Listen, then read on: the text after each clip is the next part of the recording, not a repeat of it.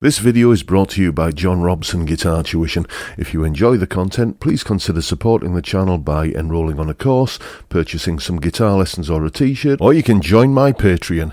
Now, on with the show.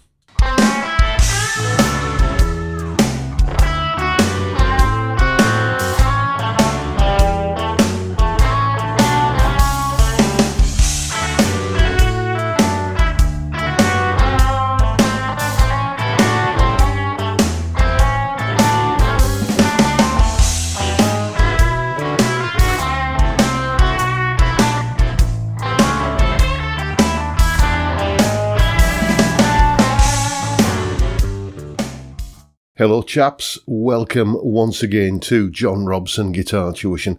As always, I do hope you're well, especially at the moment. Today I thought I'd just throw a quick little video together demonstrating how way back in the mists of time I learned how to play over chord changes. Obviously, as you've gathered from the solo at the head of the video there, this is within the context of a 12-bar blues, but as you'll see when we get into the demonstration, this is something that you can apply to any style of music. It's just that I learned, first of all, to do it in a blues context.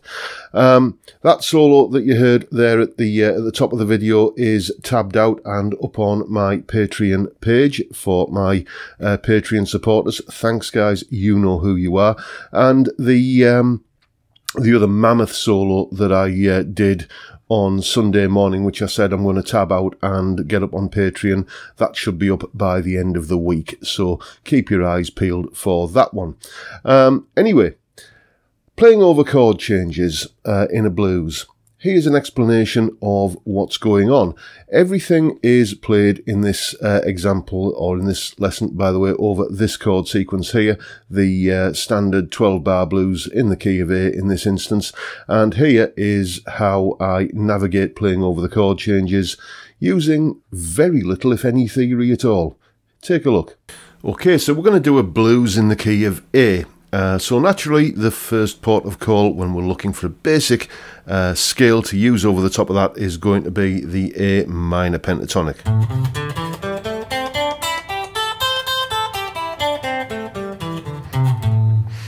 Now what we're going to do is, because we're looking at playing over the chord changes, we're going to take a look at the chords.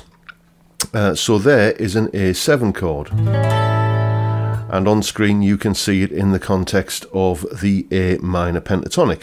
And what you will discover is that there is a note that is in the chord, this one here, it happens to be a C sharp, that isn't in the pentatonic scale. So while we're playing over the A7 chords in the sequence, we're going to make a big play of using that note.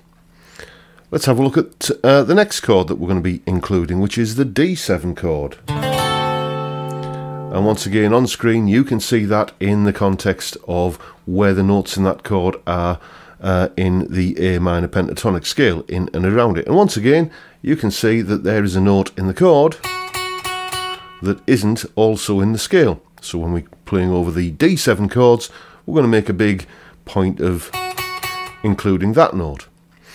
Then we come to the E7 chord, here it is. And once again, you can see the chord shape in the context of the scale pattern, and we get another non-pentatonic scale chord note here, which in this case is a G sharp. I should have mentioned that this one here, in the D7 chord, that's an F sharp, and then when we go to the E7 chord, we're including this note here, which is the G sharp. So all you got to do is play regular little pentatonic licks, like that, any combination of that kind of thing, and include the note which is specific to whatever chord you're playing over at any given time. So you could take the same lick, even you could take a lick that goes something like that, and make that an A7 chord lick by including that note. You could take the same lick and make it a D7 type lick,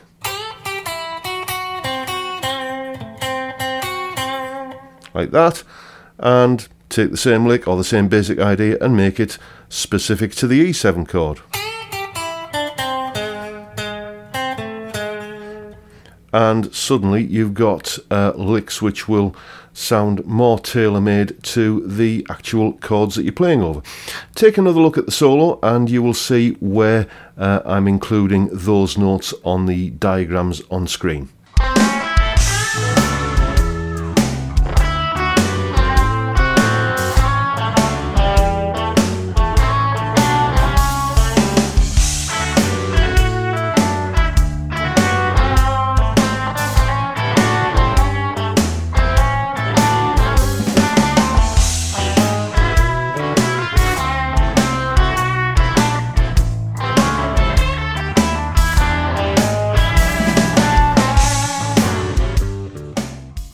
So there you have it. All you do is you mentally superimpose the chord shape over whatever pentatonic scale pattern you are using as the core of your solo, and just include the notes that you can physically see from the individual chords you're playing over. And that's it. You can get a little bit more fancy and highfalutin with this as you get more into it. So for instance, you can imagine, rather than it being an A7 chord, you can imagine it being some kind of A7 sharp or flat 9, sharp 5, flat 5, all of that kind of altered dominant jazzy sort of stuff. But this is a good grounding in how to do it. And that is pretty much it for today. The jam track and the tab for this solo, as I said, are up on Patreon. The Sunday morning blues jam that I did the other day, that tab will be up on Patreon by the end of the week. And don't forget, the pubs are shut. So we're having a little soiree, a little get-together. I'm doing a live stream on Friday. It'll be about 5 p.m. GMT. Let's just get in front of our computers and have a beer, and we'll have a natter. Should be fun. I'll see you then. Take care, folks. Thanks for watching. Stay safe, stay healthy, and I look forward to seeing you next time around. Bye for now, folks.